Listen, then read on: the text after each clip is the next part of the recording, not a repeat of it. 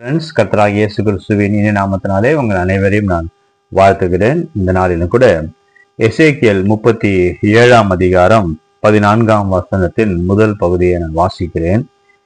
என் ஆவியை உங்களுக்குள் வைப்பேன், நீங்கள் உயிரடைவீர்கள். ஹல்லேலூயா. I will put my spirit upon you and you will live. வேத வசனத்துல 3 விதமான மரணங்களை குறித்து நம்ம பார்க்கிறோம். முதலாவதாக ஆவிக்குரிய மரணம், தி ஸ்பிரிச்சுவல் டெத். அப்புறம் சரீர பிரகார மரணம், பிசிக்கல் டெத். அப்புறம் the eternal or second death, இரண்டாம் மரணம், அக்கினி கடலிலே அது ஒரு மரணத்தை நாம் பார்க்கிறோம். இந்த முதல் 2 மரணங்கள், ஆவிக்குரிய மரணம் அப்புறம் சரீர பிரகார மரணம், ஏன் இது வருகிறதுன்னு சொன்னால், பாவத்தின் நிமித்தமாக நாம் மரிக்க வேண்டும் என்பது கடவுளுடைய சித்தம் அல்ல. நாம் ஜீவனோடு கூட நாம் வாழ வேண்டும் என்பதான கர்த்தருடைய சித்தம். ஹல்லேலூயா. என்னை விசுவாசிக்கிறவன் அவன் மரித்தாலும் பிழைப்பான் என்று சொல்லி வேதம் சொல்கிறது. கர்த்தருடைய பிள்ளைகள் நாம் வாழ்ந்திருக்க வேண்டும், நாம் சுகித்திருக்க வேண்டும், நாம் ஜீவன் அடைய வேண்டும். அதான் கர்த்தருடைய விருப்பமா இருக்கிறது. ஆனா அநேக நேரத்துல பாவத்து நிமித்தமாக ஆவிக்கிற மரணம் நமக்கு ஏற்படுகிறது. கர்த்தரை விட்டு நாம் விலகி போகும்போது நம்முடைய ஆவி மரித்து விடுகிறது. ஸ்பிரிச்சுவல் டெத், கர்த்தருக்கும் நமக்கும் இடையில ஒரு பிளவு ஏற்பட்டு விடுகிறது. அது நிமித்தமாக சரீர பிரகாரமான மரணமும் வருகிறது. ஒருவேளை இந்த வீடியோ பார்த்து கொண்டு இருக்க நீங்க, வாழ்க்கையில் எல்லாமே எனக்கு முடிந்து விட்டது, ஒருவேளை ஏதோ போராட்டம் வந்திருக்கலாம், பலவீனங்கள் வந்திருக்கலாம், அது நிமித்தமாக என்ன நான் ஜோமனியும் இந்த சூழ்நிலை மாறவில்லை, நான் ஜெபித்தும் இந்த வியாதி அப்படியே இருக்கிறது, நான் ஜெபித்தும் இந்த கடன் பிரச்சனை மாறவில்லை, நான் ஜெபித்தும் இந்த சூழ்நிலையில், இந்த நெகட்டிவான சூழ்நிலைகள், இந்த போராட்டங்கள் அப்படியே இருக்குதுன்னு சொல்லி நீங்க ஜெபிக்காம நீங்க இருந்திருக்கலாம். அது நிமித்தமாக கர்த்தருடைய பிரசன்னத்தை நீங்கள் இழந்தது போல நீங்கள் காணப்படலாம். இந்த நாளிலே கர்த்தருடைய வார்த்தை உங்களுக்கு நேராய் வருகிறது. என் ஆவியை உங்களுக்குள்ள வைப்பேன், நீங்கள் உயிரடைவீர்கள்.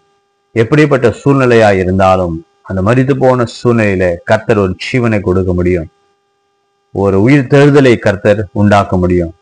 உங்க வாழ்க்கை முடிந்து போகவில்லை. நீங்கள் கிறிஸ்துவுக்காய் நீங்கள் பிழைப்பீர்கள். நீங்கள் வாழ்ந்து சுகமாயிருந்து கர்த்தர் நாமத்தை மையப்படுத்துவீர்கள். எந்த நாளிலே நம்ம இயேசப்பாவை நம்ம ஏற்றுக்கொண்டோமோ அன்றைக்கு ஆவியான நமக்குள்ள வந்து விடுகிறார். ஆனா ஆவியான நமக்குள்ள இருக்கும் பொழுது நாம் அநேக நேரத்தில் நான் சொன்னது போல இந்த போராட்டத்தின் மத்தியிலே, பாடுகள் மத்தியிலே இருக்கும்போது நம்ம செபிக்காம வேதத்தை வாசிக்காம சோர்ந்து போயிருக்கிற இடத்துல ஆவியானவர் நம்மை ஆளுகை செய்ய முடியாமல் நம்ம என்ன பண்றோம், நாம் ஆவியை அவிழ்த்து போடுகிறோம். வசனத்துல quench not the spirit அப்படின்னு இருக்கு. ஆவியானவர் கிரியை செய்ய முடியாதபடிக்கு நாம் என்ன பண்றோம், அவரை மட்டுப்படுத்தி விடுகிறோம். அப்ப நாம் செய்ய வேண்டிய காரியம் என்ன, நாம் ஒப்புரவாகி கர்த்தரிடத்தில் ஒப்புரவாகி, ஆண்டவரே என்னை ஆளுகை செய்யுங்க என்று சொல்லி ஆண்டவரிடம் ஒப்புரவாக வேண்டும். வேத வசனத்தை வாசிக்க ஆரம்பிக்க வேண்டும். ஜெபிக்கிறதுக்கான பலனை கேட்டு, ஆண்டவரே எனக்கு ஜெபிக்க பலனை கொடுங்கன்னு சொல்லி கர்த்தரை ஸ்தோத்திரம் பண்ணு, கர்த்தரை துதிக்க ஆரம்பிக்கும் போது, வேதத்தை வாசி ஜெபிக்க ஆரம்பிக்கும் போது ஆவியானவர் கிரியை செய்ய ஆரம்பிப்பார். நமக்குள்ள இருந்து ஆவியானவர் நம்மளை ஆளுகை செய்ய ஆரம்பிப்பார். நமக்குள்ள ஒரு புதிய பலனை நாம் உணர முடியும், ஆவிக்கு ஒரு பலனை உணர முடியும். அந்த பலன் வரும்பொழுது எல்லா சூழ்நிலைகளும் மாறும். ஹல்லேலூயா. அப்ப இந்த நாளிலே ஜெபிக்க ஒப்பு கொடுங்க. ஒரு ஜெபிக்க முடியாத ஒரு சூழ்நிலை, ஆண்டவர் பரிசுத்த ஆவியானவரே எனக்கு ஜெபிக்க எனக்கு உதவி செய்யுங்க என்று சொல்லி கேளுங்க. வேதத்தை எடுத்து வாசிங்க. நீங்க வேதத்தை வாசித்து ஜெபிக்கும் பொழுது ஆவியானவர் உங்களுக்குள்ள இருந்து அந்த பலனை கொடுப்பார். அந்த ஆவிக்குரிய பலன் உங்கள் சரீரத்திலும் அந்த ஒரு தாக்கத்தை ஏற்படுத்தும். ஒருவேளை சரீர பிரகாரமான பலவீனத்தோடு நீங்க இருக்கலாம். நீங்க ஜெபிக்கும் பொழுது, வேதத்தை வாசிக்கும் பொழுது ஆவியானவர் உங்களுக்குள்ள இருந்து ஆளுகை செய்யும் பொழுது உங்கள் சரீரத்திலும், உங்கள் ஆவியில மாத்திரமல்ல சரீரத்திலும் ஒரு புதிய பலனை நீங்கள் உணர முடியும்.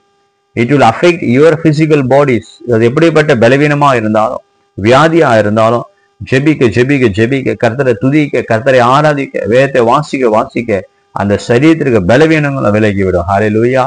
என்று சொன்னால் நமக்குள்ள வாசம் பண்ணுகிற ஆவியானவர் பெரியவர். உலகத்தில் இருக்கிறவனிலும் உங்களுக்குள் இருக்கிறவர் பெரியவர் என்று சொல்லி வேதம் சொல்கிறது.